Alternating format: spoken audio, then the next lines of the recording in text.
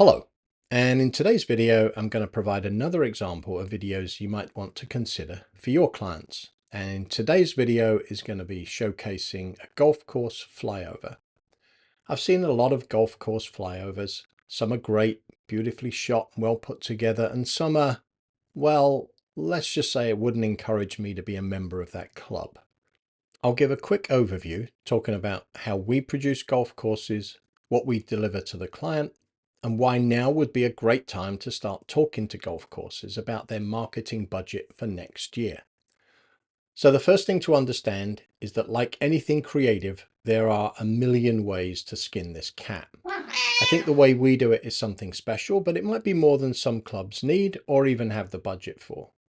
So what do we provide in our package? Well, of course, we have the flyover itself, but our flyovers include a host of extras, including hole information, including things like par and distance information, a mini ortho mosaic of the hole, including a marker that shows where the drone is on the flyover, music, voiceovers, and quality editing, which includes things like touching up areas of discolored grass to make sure everything is beautiful.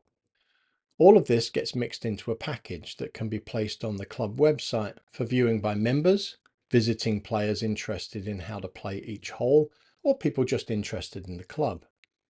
And if you're looking to pitch this as an idea to a golf club, I'd suggest getting on that now because they are already planning next year's marketing budget. In addition, we also provide a full high quality image of the entire course, which can be blown up and mounted on the wall.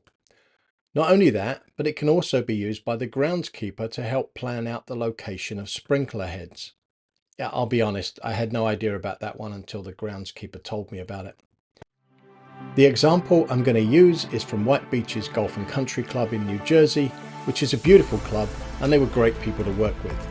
I'd highly recommend looking them up if you're in the area. So without further ado, here's hole 4 from White Beaches Golf and Country Club. Hole number 4. This is another short par 4 with positioning off the tee a priority. The right side of the green is guarded by a large tree to a slightly elevated green that has a lot of undulation. Deep bunkers front both sides of the green. Par is a good score every time.